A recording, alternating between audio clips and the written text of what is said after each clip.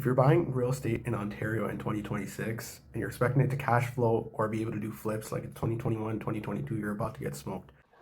My name is Danish Abbasi. I've done over 50 deals in the last 2.5 to 3 years during the market downturn, starting at the end of 2022 to now going into 2026. All of the deals I did were with investors doing value add deals, whether that was flips, multi-unit conversions, or even listings, which most of the times were for the flips or investor clients. And we got to see deals from every angle, and I've seen the ups and downs of the market, the good, the bad, ugly, what's working, what's not.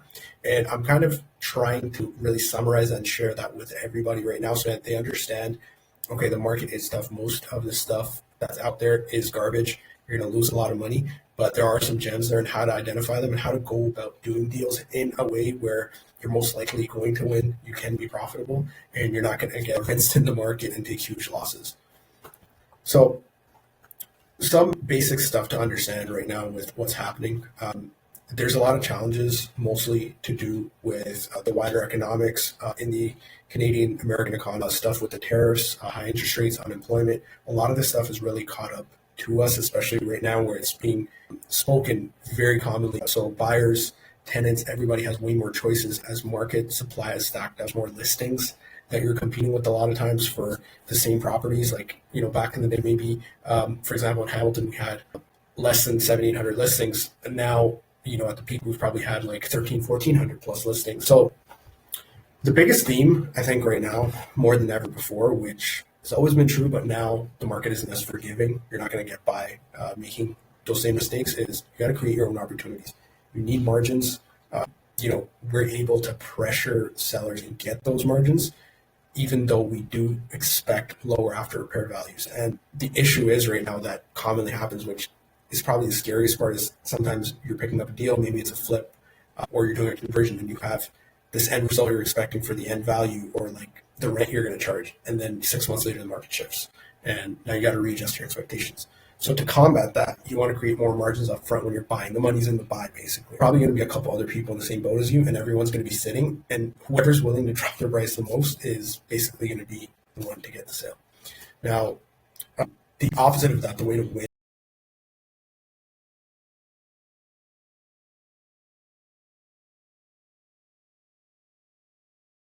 on that is you provide more value for the same price. So maybe you have better finishes, extra bedroom, extra bathrooms from an appraisal perspective, more square footage, bedrooms, bathrooms, finish quality.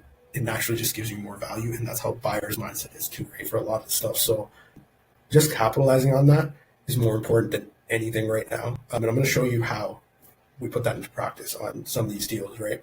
Especially the flips.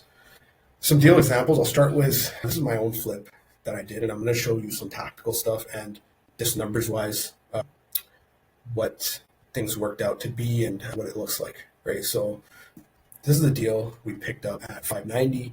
It was listed. They took it off market. I was watching it. They put it back up, and very quickly, I just gave him a fast, quick offer, 590. I think I gave him like quick closing, so 30 days. And, they had a lot of back and forth, and it was one of those deals where I knew I was getting a solid deal. So I knew my rental budget. Again, this is very important. Either you or someone on your team needs to understand this for flips now more than ever. You can't make mistakes. Based on experience, I knew I'm going to spend 40 to 60K because this is an older townhouse, but it's poor foundation.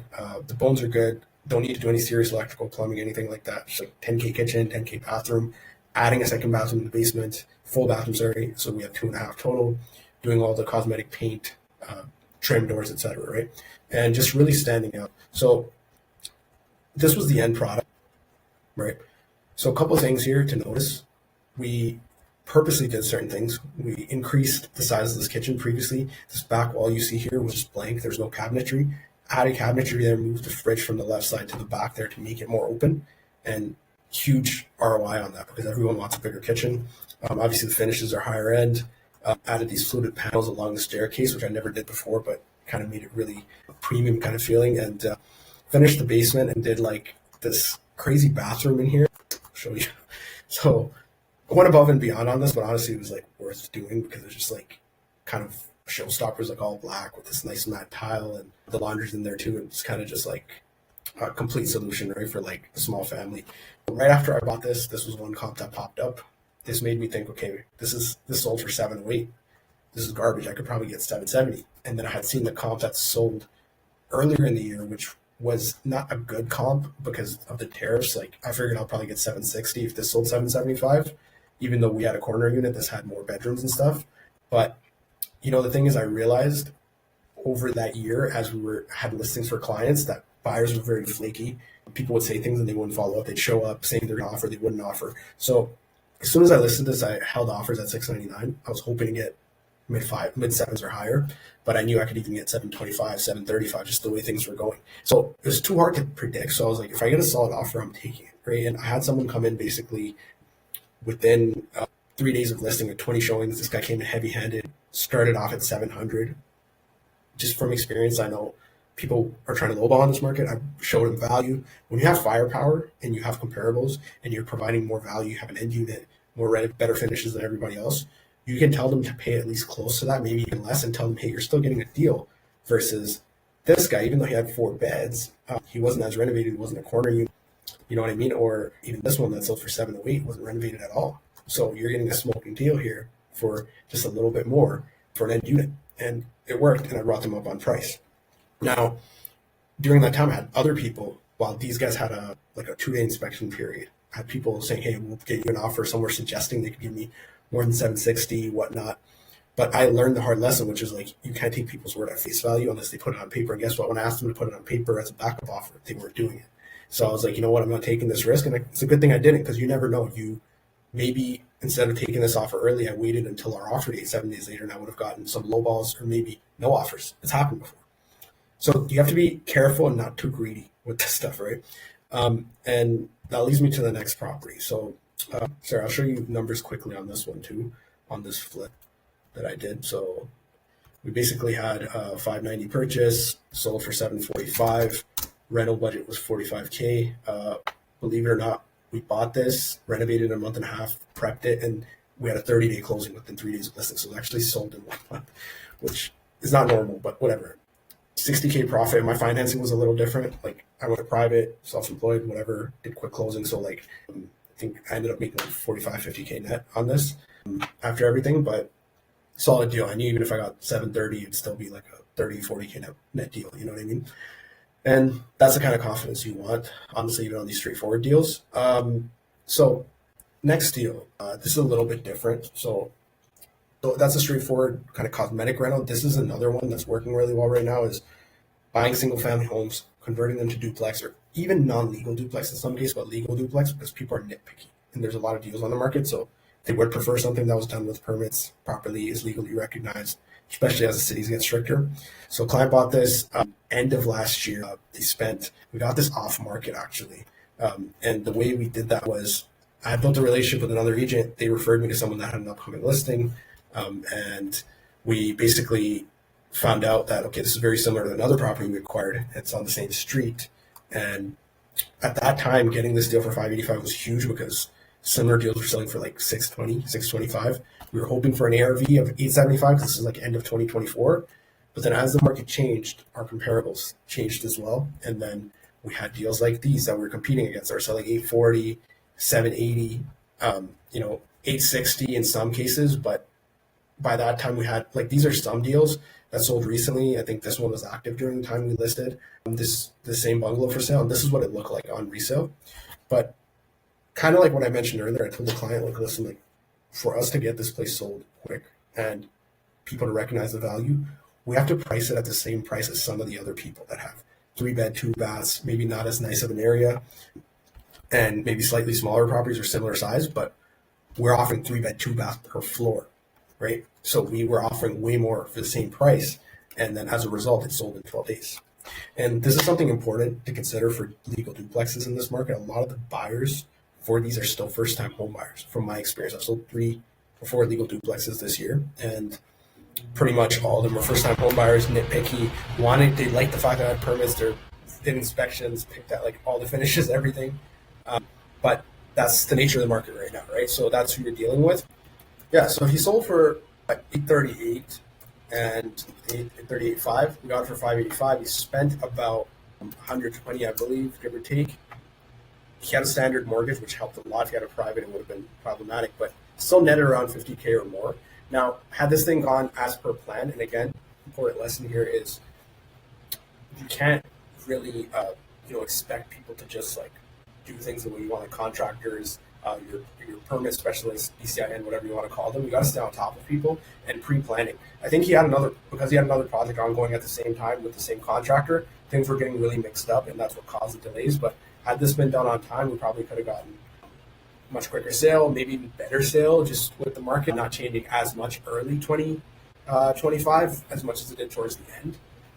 But just something to keep in mind, right? Like he had the value there, so we did sell quickly. And even in this market, that's what gets you the sale, right? Like very fast, right? Like both those properties I showed you sold under 30 days. There's others I've had that haven't because they were either overpriced, against my wishes a lot of the time.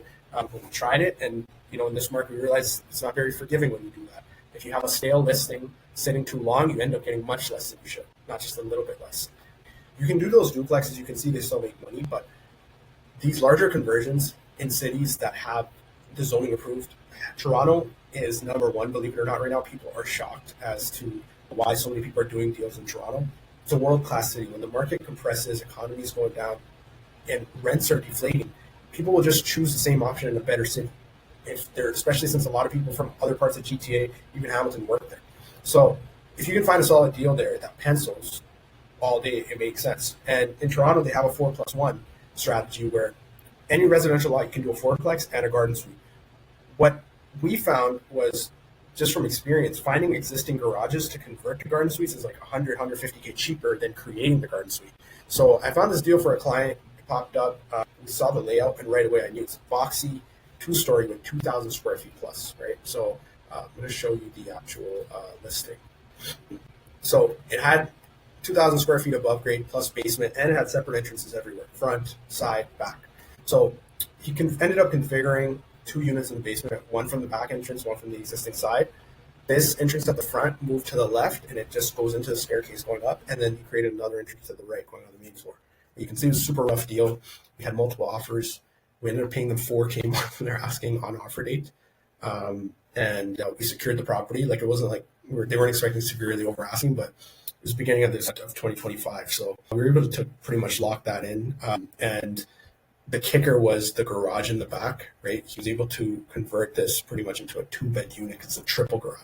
Hard to find single family homes in Toronto with a good lot size that have that kind of layout in the house, but finding something with a detached triple garage is like near impossible. So we got this for 1.3. He's going to renovate for about 600K, and then he has some other soft costs, probably planning, and some other costs for around 50K.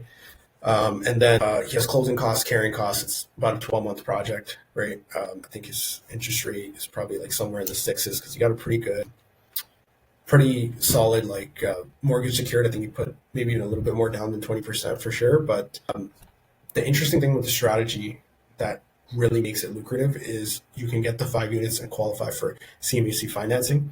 So these are conservative rents, by the way. He could probably get a little bit more than this. This is the garden suite, which is going to be a 2-bed detached, probably over 3,000. He might even get 3,200. But these 2-bed units, so he has a main floor and a second floor.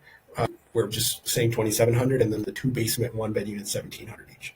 Could be definitely more than that, but with super conservative numbers, with these expenses, which for new construction, usually for rentals, it's about 20 to 25% of your gross income is the expenses, which is in line with this number here that you see.